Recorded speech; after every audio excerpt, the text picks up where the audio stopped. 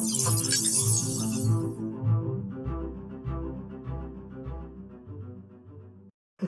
sau đây ngọc này chẳng ở lớn ní hay dương một bật to vì video tìm mùi bởi dương hay dương một lần dương bật to từ configure bật to tiết ở đây nhâm xong đỏ clear một install database server sân từ một tiết dương được ra database server bằng đá để mình chạy website bây giờ một to chẳng ở lớn ní hay dương nâng database MariaDB với chế phục hết SQL đôi chế mà SQL đá chẳng hạn tại vì có ở lâu này có cùng bình dùng tràn chẳng là dânរបៀបតឡើងរបៀបប្រើប្រាស់វា copy MySQL ទេតែឥឡូវយើងចង់តឡើង MariaDB អូខេតោះយើងត្រឡប់មើលរបៀបតឡើងយើងបន្តទៀតបងប្អូនគង់តែចាប់ផ្ដើមបន្តយើងតឡើង database ណា database server នៅលើ machine CentOS របស់យើងអូខេចឹងរបៀបតឡើង database server នោះអត់បាយបងប្អូនចឹងខ្ញុំអូសឡើងលើមើលតិចណាអញ្ចឹងរបៀបតឡើងនោះគឺនេះតែប៉ុណ្្នឹងនេះអញ្ចឹងយើង run yum install ហើយ MariaDB tray server យ៉ាងតែប្រឡូវនេះយើងប្រើ MariaDB បងប្អូនអូខេអញ្ចឹងទេឥឡូវយើងចាំមើលដោយសារបញ្ហាអ៊ីនធឺណិតយើងដែរអញ្ចឹងយើងត្រូវចាំវាតិចណាពេលដែលយើងrun install ហើយវានឹងសួរយើងឆ្លើយ yes ឬក៏ no តែយើងចង់ install អត់អញ្ចឹងណាអញ្ចឹងយើងដាក់អក្សរ y មកមានន័យ yes អូខេអញ្ចឹងយើងត្រូវការ install អញ្ចឹងយើងចាំវាតិចទៅអូខេអញ្ចឹងអំឡុងពេលរងចាំនេះយើងមកអាចមើលការងារបន្តដែលយើងត្រូវធ្វើណានេះខ្ញុំ search Google ដែរទេព្រោះយើងមិនបាច់ចេះទាំងអស់ទេតើនេះអញ្ចឹងសំខាន់គឺយើងដឹងរបៀប search ណាអញ្ចឹងយើង search របៀប install មកអញ្ចឹងរបៀប install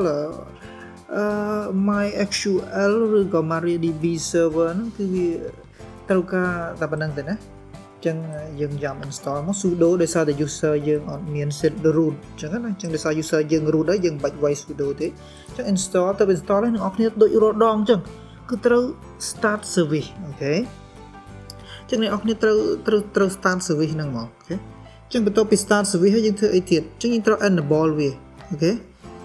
ចឹងយើងត្រូវ enable វាណា enable នោះគឺដើម្បីឲ្យវាពេលដែលយើង restart server របស់យើងណាអញ្ចឹងពេលដែលយើង restart server ត្រូវប្រកាសថាពេលយើង restart server យើងត្រូវប្រកាសថា server របស់យើងហ្នឹងគឺវា start up auto ណាព្រោះធម្មតាពេលខ្លះវាអាចដាច់ភ្លើងឬក៏ពេលខ្លះយើងត្រូវការបិទបើកម៉ាស៊ីនអីចឹងណាអញ្ចឹងយើងចង់ឲ្យ database របស់យើងវាដំណើរការ automatic ឥឡូវយើងត្រឡប់មកមើលការងារយើងវិញតើវាដល់ណាហើយបន្ទាប់ពីយើង start ហើយយើងត្រូវ run command មួយនេះបងប្អូន command មួយនេះគឺជា start up script មួយយើងអាចថាជា script មួយដែលវាសំខាន់មែនទែនពេលដែលយើង run database ជាលើកដំបូងបងប្អូនដើម្បីយើងអាច set user យើងអាច set អីផ្សេងៗបានអញ្ចឹងណាអញ្ចឹងយើងត្រឡប់មកមើលការងារយើងវិញចប់ហើយនៅអូខេអ៊ីនធឺណិតយើងនឹង slow ដែរយើងវាយឺតតិចទៅចប់11លើ11ចឹងចប់ហើយបងប្អូនអញ្ចឹងបន្ទាប់ពីចប់ហើយយើងcopy paste មកតើហ្នឹងយើងមិនបាច់វាយច្រើនទេយើង copy paste មកអូខេ copy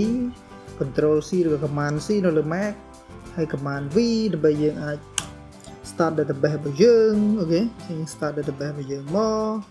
ទៅពេលយើង start database ហើយវាអត់គួរចំណាយពេលយូរទេ start ប៉ុន្តែ database អាចអូខេអត់យូរទេបន្ទាប់ពីយើង start ហើយយើងត្រូវ enable វា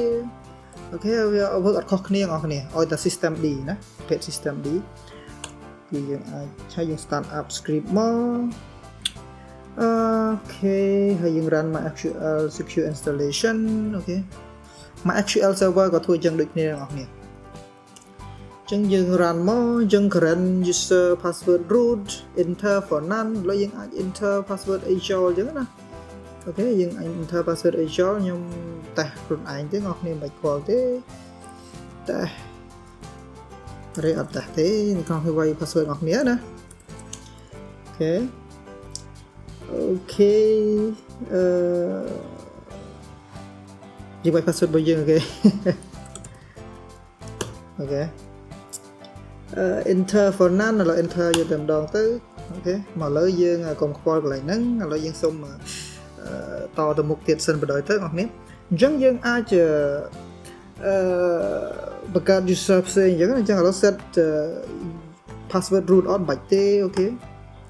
remove របស់ user ទៅណាអូខេយើងគួរតែ remove វាទៅហើយ disable root log on អូខេអញ្ចឹងយើងអត់ឲ្យ user root log on ចូលទៅក្នុង database របស់យើងទេអញ្ចឹងបានយើង leave វាចូលមុនហ្នឹងអូខេអញ្ចឹង test database ក៏យើងគួរតែលុបវាចូលដែរទៅអូខេហើយយើង reload privilege មកទាំង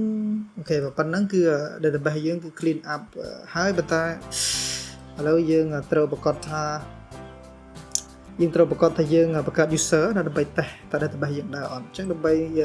បង្កើត user ដំបូងគឺយើងត្រូវ access MySQL របស់យើងសិនអញ្ចឹងយើង access MySQL របស់យើងមកដោយវាយ command MySQL របស់គ្នាអញ្ចឹងមិញយើងវាយ command MySQL នេះ MySQL ហើយយើងនឹងចូលដល់ក្នុងនេះឥឡូវខ្ញុំសូមធ្វើតាមនឹងតែម្ដងទៅណាងាយបង្កើតdatabase មើលអូខេ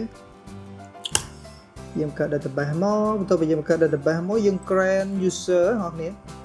អញ្ចឹងយើង create user កន្លែងនេះខ្ញុំសូម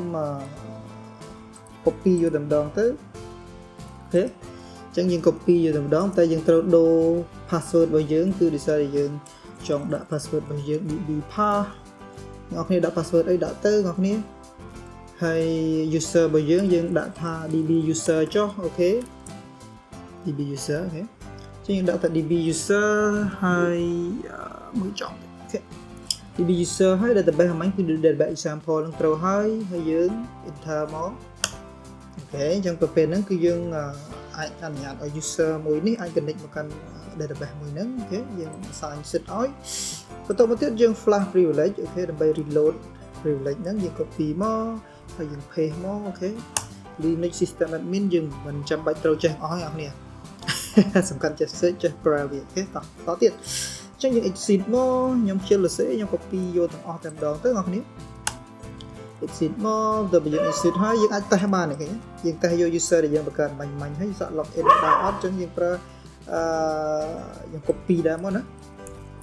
ហើយយើងដូរ user របស់យើងមកគឺ user យើងគឺ db user យើងវាយ password ដែលយើងបានដាក់មិញ db pass ពឹងចូលមានន័យយើងអាច access បានទៅកាន់ MySQL terminal ឬក៏ MySQL console របស់យើងហ្នឹងតាមរយៈ username password ដែលយើងបានបង្កើតហ្នឹងអូខេ